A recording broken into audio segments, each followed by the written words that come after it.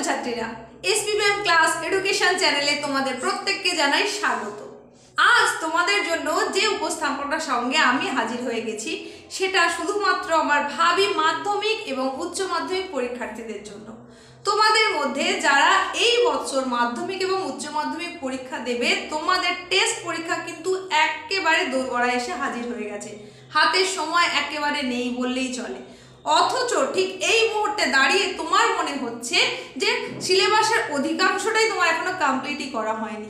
তাহলে কিভাবে তুমি টেস্ট পরীক্ষায় বসবে আর কিভাবেই বা একটা ভালো মার্কস তুমি পেতে পারবে, সেই সম্পর্কে যদি তোমার চিন্তা ভাবনা থাকে, মানে আজকের টপিক্সের সঙ্গে তোমার চিন্তাধারা যদি মিল থাকে, তাহলে একেবারে ঠিক সময় ঠিক জায়গায় তুমি এসে হাজির হয়েছো। কারণ আজকের এই ভিডিওটা তোমাকে সেই রাস্তায় দেখাবে যাতে এই অল্প সময়েও খুব সহজেই তুমি বেশি মার্কসটা পেতে পারো। সেই পথটাই তোমাকে দেখিয়ে দেবে, সেই গাইডেন্সটাই তোমাকে দিয়ে দেবে। আর তোমরা এটা তো জানোই যে টেস্ট পরীক্ষা হচ্ছে বোর্ডের পরীক্ষার একটা প্রতিরূপ। মানে বোর্ডের পরীক্ষায় আসতে পারে এই রকম প্রশ্নের সম্ভারই কিন্তু টেস্টের পরীক্ষাতেও থাকে। সুতরাং তোমার বোর্ডের পরীক্ষায় যে প্রশ্নগুলো আসার সম্ভাবনা রয়েছে, অর্থাৎ তোমার ফাইনাল মাধ্যমিক বা উচ্চ মাধ্যমিক পরীক্ষায় যে প্রশ্নের সম্ভাবনা আছে আসার, সেই প্রশ্নগুলোই কিন্তু তোমার টেস্ট পরীক্ষায় থাকবে। তোমার স্কুলের স্যার ম্যাডামরা কিন্তু সেই প্রশ্নের ওপরেই জোর দিয়ে প্রশ্ন তৈরি করবেন। সুতরাং তুমি টেস্টের জন্য যদি ঠিকঠাকভাবে প্রিপারেশন নিতে পারো, তাহলে ধরে নাও তোমার ফাইনালের জন্য অন্তত 80% প্রিপারেশন হয়েই গেল।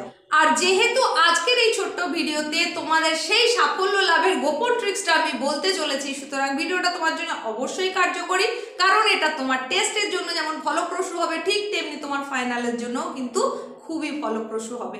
সুতরাং অবশ্যই ভিডিওটা মনোযোগ সহকারে দেখে নাও এবং বুঝে নাও সেই গোপন ট্রিক্সটা কি, যেটা করলে কিনা তুমি খুব সহজেই টেস্ট পরীক্ষায় এই অল্প কয়েকদিনের মধ্যে একটা ভালো মার্কস অবশ্যই পাবে।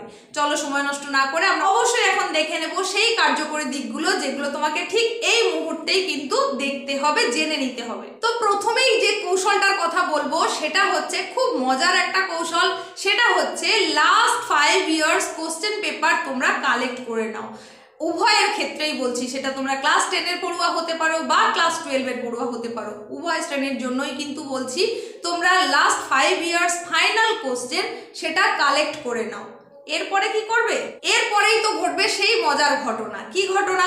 তোমরা যে প্রশ্নটা কালেক্ট করলে সেই প্রশ্নগুলো থেকে একটা আলাদা খাতায় তুমি এক একটা সাবজেক্টের জন্য একটা একটা করে পাতা বেছে নাও এবং সেখানে প্রথমে শুধুমাত্র 5 মার্কে কোন প্রশ্নটা এসেছে সেটা তুলে নাও।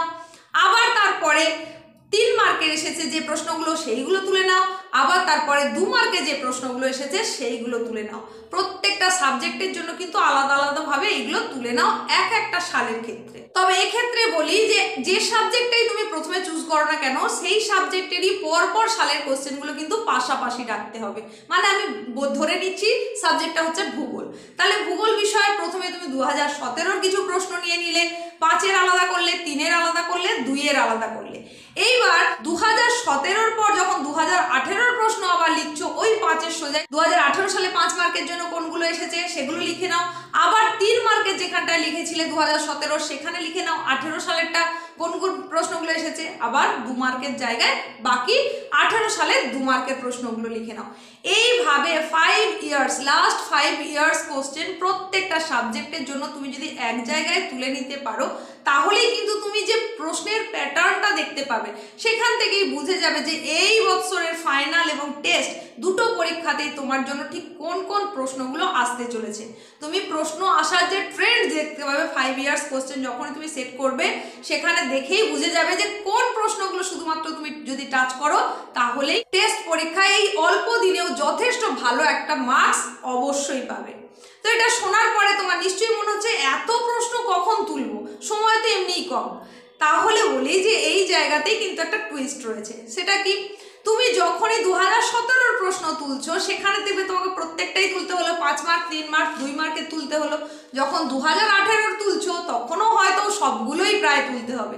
কিন্তু যখনই তুমি 2019 সালের প্রশ্ন তুলতে যাচ্ছ তখন তুমি দেখতে পাবে কি অনেক প্রশ্নই কমন পেয়ে গেছো, মানে 17 বা 18-র মধ্যেই সেটা কমন পেয়ে গেছো এবং বেশিরভাগ ট্রেন্ড তুমি দেখতে পাবে সেটা 2017-তেই বেশিরভাগ হয়তো এসেছে, 18-টায় নয়।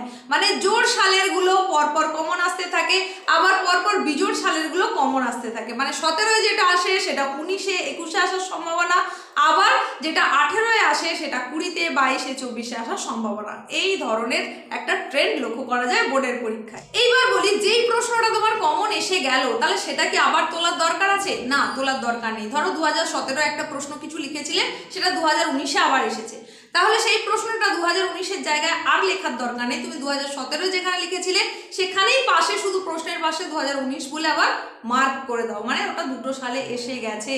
তাহলে তোমাকে এক্সট্রা করে লিখতেও হলো না প্রশ্নটা, সেই সময়টা যেমন বাঁচলো, তেমনি খুব অল্প প্রশ্ন যখন তুমি দেখবে তোমার চোখের সামনে তখন তোমার সেটা করতেও ভালো লাগবে।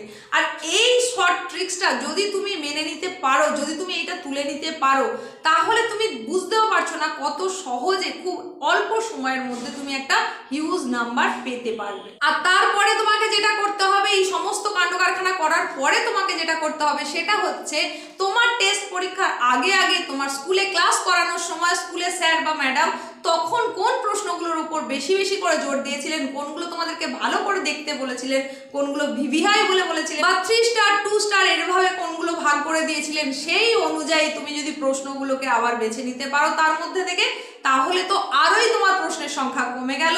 তোমাকে আরো মাত্র গুটি কয়েক প্রশ্ন করলেই কিন্তু তুমি টেস্টের রেজাল্টটা অবশ্যই ভালো করতে পারবে। কারণ ওই মুহূর্তে তোমার ক্লাসে স্যার বা ম্যাডাম যে প্রশ্নগুলোর কথা বলেছেন ওইগুলোর ওপর যখন জোর দিয়েছেন, তার মানে টেস্টে অবশ্যই ওই প্রশ্নগুলো থাকছে। আর তারপরে বলি, এই অনলাইন প্ল্যাটফর্মের দৌলতে তোমরা কিন্তু বিভিন্ন জায়গা থেকে বিভিন্ন স্যার ম্যাডামের ক্লাস দেখে সাজেশন ফলো করে সেখান থেকে অনেক প্রশ্ন কিন্তু অলরেডি কালেক্ট করে ফেলেছো।